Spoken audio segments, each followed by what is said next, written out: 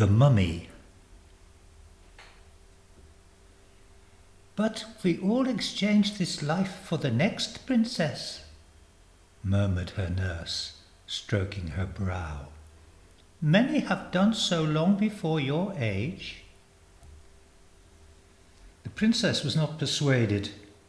To be told you were going to depart this life aged only 25 was, while inescapable, both terrifying and surely a wicked twist of fate, particularly when you had followed religiously a lifetime of sacrifices to propitiate the gods.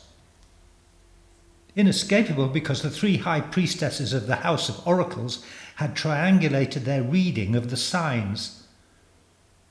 First, the astrologer saw that the hyena of her birth was about to cross the doorstep of the House of Osiris. Second, the royal chiromancer noted that the lifeline on her palm had been cut short mid-flight by a new scar she'd received when mishandling a throwing knife. And third, the royal physician had lifted the lids and rolled her eyes back to reveal a black web imprisoning her orbs. The spider disease had entered her body. First the eyes, the priestess said, and from thence it would capture and devour all that resided within her skull. "What if this next life is not as desirable as this?" muttered the princess. "Hardly a fair exchange." "You will be well prepared. You are a princess. You will not be in the hands of the charlatans in their booths along the banks of the great Nile River. The royal embalmer, man of Anubis, will oversee everything." "I know the rituals," muttered the princess, annoyed. "It takes 70 days. The first 40 of these are spent drying out my corpse once I no longer breathe. Then there will follow the removal of my lungs, stomach, liver, and intestines. My brain will be removed through the nose with a brain hook. Only my heart, the source of my thought, will be left inside my body. I will be rinsed with wine to cleanse me. I will then be covered and packed with natron salt and left to dry. 40 days later I will be blackened and shriveled. Finally I will be coated in warm resin and wrapped in linen strips, about 150 paces long, I know, and from thence to my stone box to be sealed and hidden from predators under the timeless sands." "Daughter of Hathor, how do you come by this knowledge?" said her bewildered nurse. "It is the preserve of the embalmers." "I can read. I can visit the royal library. Nothing is hidden from a princess who was born blessed by the eye of Ra." The nurse's shocked gaze dropped and she put her palms out to protect herself. "The gods deafened me to such words," she cried. "The gods were deaf to my prayers, and they were not swayed by my sacrifices," snapped the princess. "Bring the man of Anubis. Tell him it is an order." A little while later, Princess Neferhepites II was seated facing the royal embalmer. "In short, man of Anubis, what is the latest technique in preserving the body for its afterlife?" "Your Highness, why change centuries of what is blessed by Osiris?" "Because I fear it is not equal to the challenge. By the time your ritual is complete, I will be mostly a pretty shell. What good is preserving a thinking heart when all else within the body has been removed? My spies tell me there is a young scientist in Saqqara who has made a great discovery.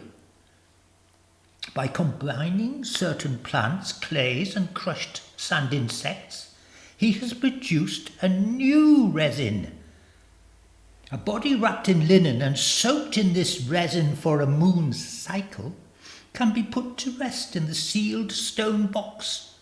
No need for organ removal. Then the journey to the afterworld takes place without hindrance, and the reawakening is glorious because the body is whole. This is heresy, my princess. I will have this scientist beheaded for his abomination. He stood up. Guards, rope his neck, she cried. Then take his body to the embalming room and tell his disciples to accord it full honours in the traditional practice of preservation before burial. The embalmer's screams were abruptly silenced. For a second time, the Princess Neferhepites II sat before an embalmer. But this was not a man of Anubis, but of Thoth. He sat, his cowled cloak open, revealing a simple black tunic, the garb of a student of the sciences. He was calm, even though he knew what had happened 2 days earlier to the royal embalmer.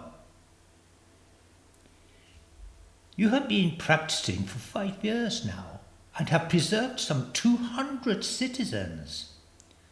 Yes, Your Highness. I ordered the first of these to be exhumed in the People's Gallery. The man stared at her without expression, but she felt his distress at her sacrilegious act. Remarkable, completely unaged, undeformed, undecayed. She leant forward. I am to leave this life when the jackal crosses to the house of Osiris, so not long. My father is about to proclaim you the royal embalmer, the first man of Anubis and Thoth. The moment I take my last breath and all thought in my heart ceases, you must preserve me and oversee the sealing of the stone chamber.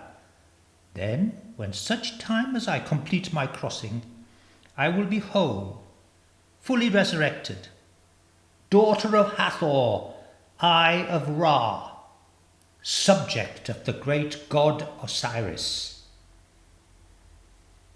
It will be as your royal highness wishes.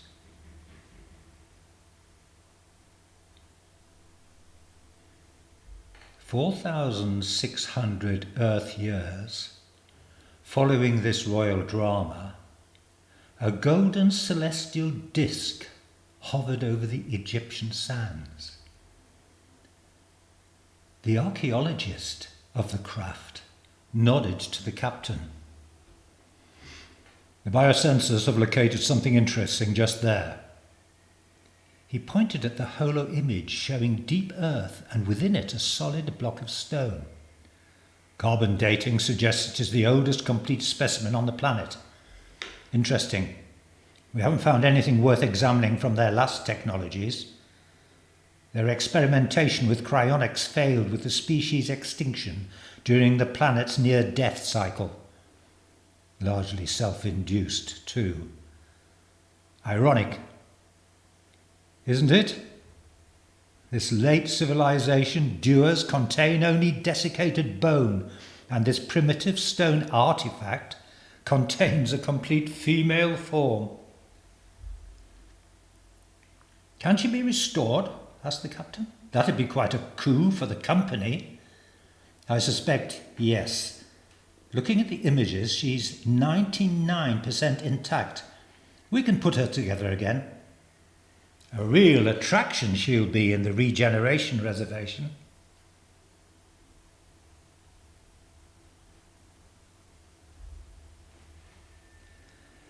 Princess Neferhepites II opened her eyes. It felt like a short sleep, yet not at all. Hard to comprehend. She was floating mid-air. A gentle light infused her surroundings. She turned her head this way and that. She was in a vast ocean-like space. In the deep darkness above her, the stars had formed new constellations. and there were many moons. Around her was a wondrous golden world stretching in every direction, full of floating plants and creatures of every possible shape and size. These, together with the sounds and colours, could only be of Ra's making. So pleasing were they. Gliding down from the heavens towards her was Osiris. She recognized him from his green skin, though otherwise he was certainly not as she was, and as the priests had avowed. So many arms, such an eye. Perhaps Ra and Osiris were one and the same here in Duat. She congratulated herself, for she had surely passed through to the next world.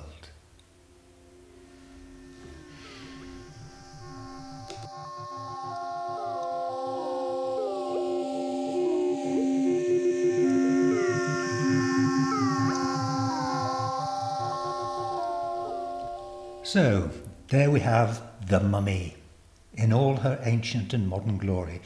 I hope you liked the tale. If you like twist endings to life's endings, then you might try the playlist on this channel, which is entitled End Games. Meanwhile, please subscribe by clicking on the subscribe button. Tell your friends, share links, and all the rest. If you'd like to read my works, then go to my website www.jacksanger.com, and there you can download novels, short stories, plays and poetry for free if you wish, or you can even make a donation. So, go in peace, enjoy summer, and see you soon. Bye-bye. Bye-bye.